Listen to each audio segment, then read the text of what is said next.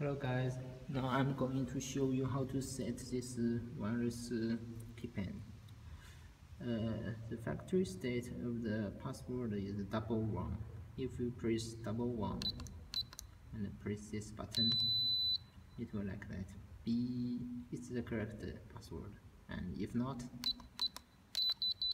it will like this. B. It's not correct. So *1 is the correct password. Now I'm going to use this to control this motor. We need to run this at first. Press the running button until the LED light.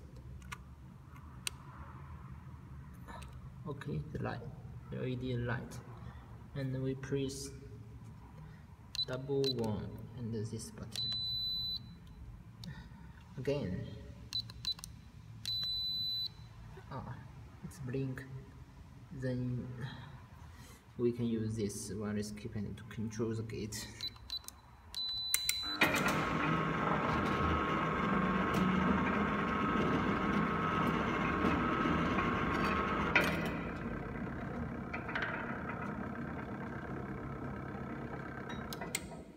Okay.